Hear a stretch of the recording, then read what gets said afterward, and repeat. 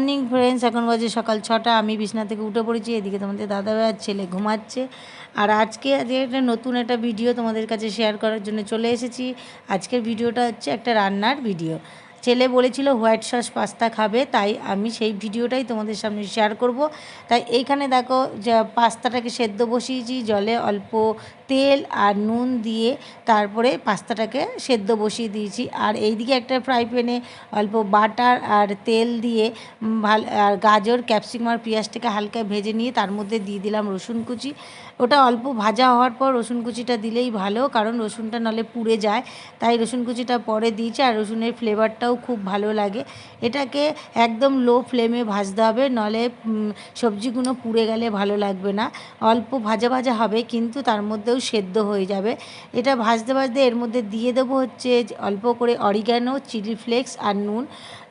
Oregano, chilli ফ্লেক্সটা পরে দিলেও চলে, কিন্তু আমি একটু সবজিতেও দিলাম, আবার হোয়াইট সসটার মধ্যেও দেবো, দিলে ভালো লাগে খেতে, তাই আমি দিচ্ছি। তোমাদের ইচ্ছা হলে দিতে পারো, নাহলে পরেও দিতে পারো, যার যার ব্যাপার।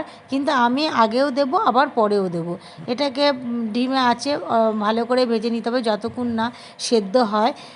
এটা ভাজা মোটামুটি রেডি হয়ে গেছে। এবার নামিয়ে ওই প্যানেই আবার 2 চামচ বাটার দিয়েছি, আর বাটারটা মেল্ট হওয়ার পর দিচ্ছি হচ্ছে 2 চামচই তোমাকে ময়দা দিতে হবে, কারণ যতটা বাটার হবে ততটাই ময়দা দিলে সসটা খেতে ভালো লাগে।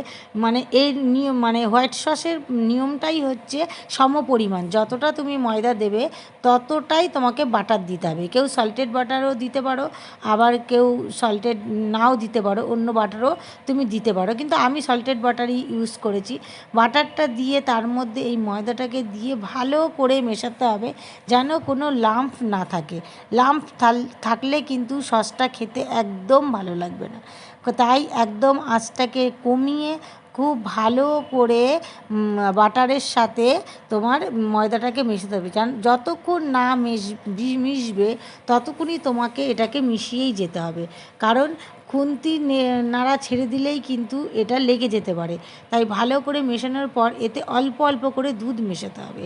যেরকমভাবে তুমি বাটারটার মধ্যে ময়দাটাকে মিশিয়েছো, সেরকমভাবেই দুধটা দিয়েও এই 3টে জিনিসকে ভালো করে মেশাতে হবে। একেবারে দুধটা দিয়ে দিলে হবে না, অল্প অল্প করে দুধ মেশাতে হবে। মিনিমাম 500 গ্রাম দুধ কিন্তু তোমার এই সসটার জন্য তোমাকে দিতেই হবে।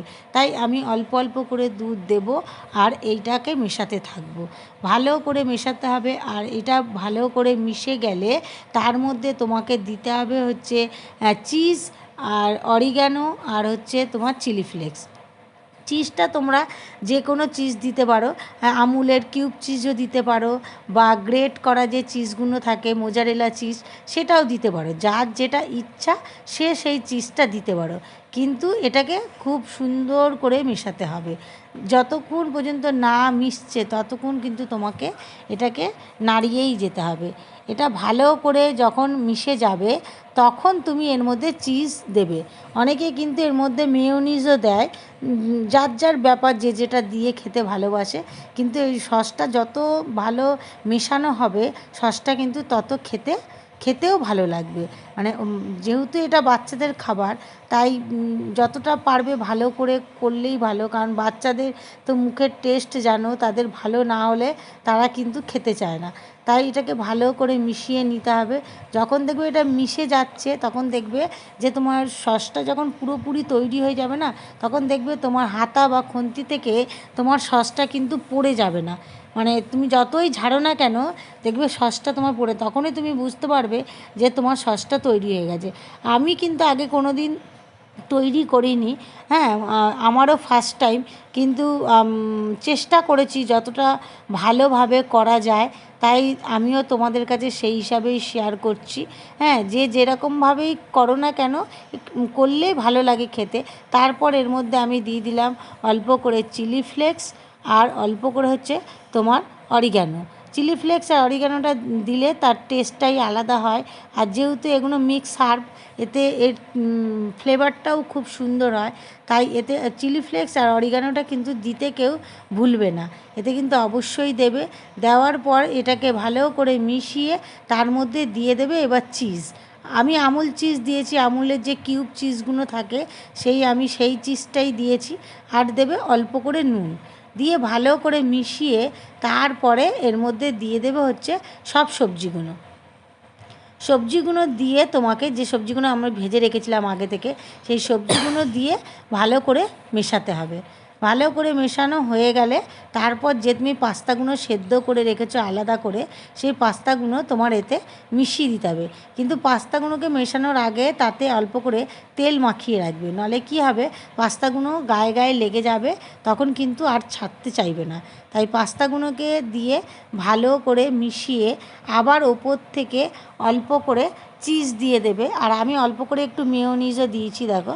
হ্যাঁ, আমার ভালো লাগে তাই আমি দিয়েছি, তোমাদের ভালো লাগলে দিতে পারো, অপশনাল।